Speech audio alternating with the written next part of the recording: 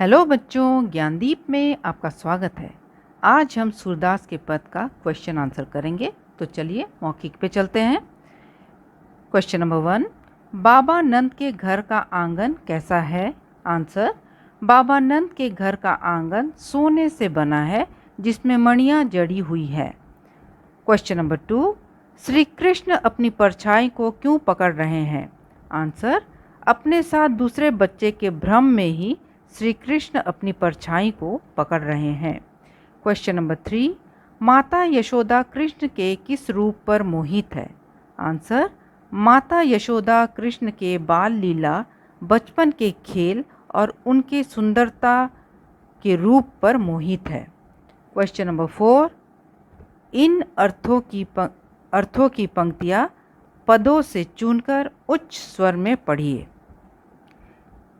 पहला, जिसकी कृपा से अपंग लंगड़ा व्यक्ति पर्वत को पार कर लेता है और अंधे को सब कुछ दिखाई देने लगता है, मैं उस प्रभु के कमल रूपी चरणों की वंदना करता हूँ।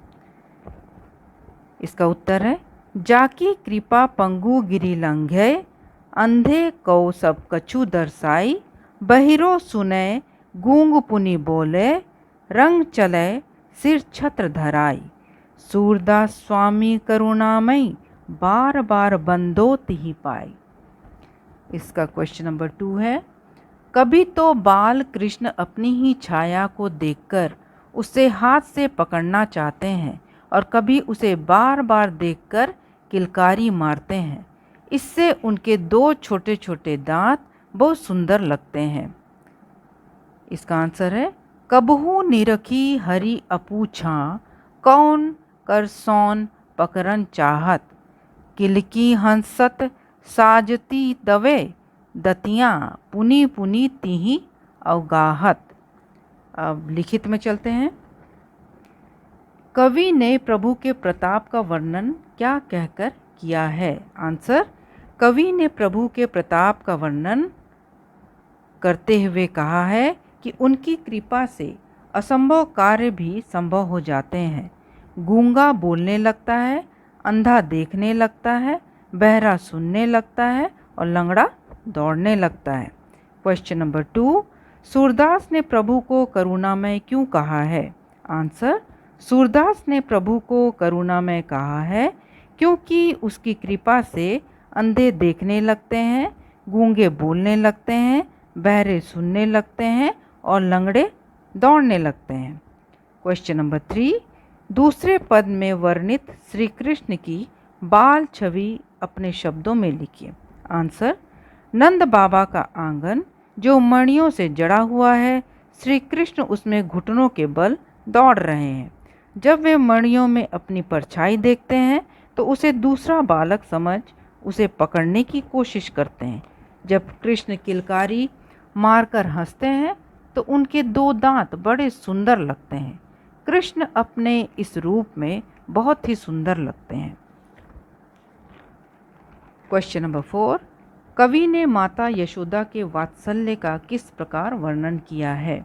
आंसर, कवि ने माता यशोदा के वात्सल्य का वर्णन करते हुए कहा है कि जब यशोदा कृष्ण को आंगन में किलकारियाँ मारते हुए खेलते देखती है और उसके हंसने से उसके 2 नन्हे दांत दिखते हैं जो कृष्ण की सुंदरता को बढ़ाते हैं, तब उसकी सुंदरता और चंचलता देख यशोदा का प्रेम कृष्ण पर उमड़ पड़ता है और वह उसे आंचल में छुपा लेती है।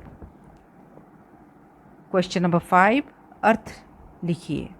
बहिरो सुने गूंग पुनि बोले, रंग चले सिर छत्र धराई। इसका भावार्थ है, श्री कृष्ण की महिमा से असंभव कार्य भी संभव हो जाते हैं, बहरे सुनने लगते हैं, गूंगे बोलने लगते हैं और गरीब अमीर बन जाता है और अपने सर पर छत्र धारण कर चलने लगता है। क्वेश्चन नंबर 2, मणिमय कनक नंद के आंगन बिम पकरीबय धावत। इसका भावार्थ है, बाबा नंद का आंगन जो मणियों से बना हुआ है, उसमें जब श्री कृष्ण अपनी परछाई देखते हैं तो उसे दूसरा बालक समझ अपनी ही परछाई को पकड़ने के लिए दौड़ते हैं। चलिए भाषा से में चलते हैं। दो दो पर्यायवाची शब्द लिखिए। चरण, पद, पैर, पाँव। कमल, जलज, नीरज, पंकज। निर्धन, गरीब, दरिद्र। छाया, परछाई, छाँव, साया। बालक, बच्चा, शिशु, बाल। दूध, दुग्ध, क्षीर, पेय। तो बच्चों, इसका क्वेश्चन आंसर और ग्रामर पोर्शन यहीं समाप्त होता है। आप मेरे साथ ऐसे ही बने रहिए, मेरे वीडियो को सब्सक्राइब कीजिए और इसे शेयर कीजिए। Bye bye, thank you.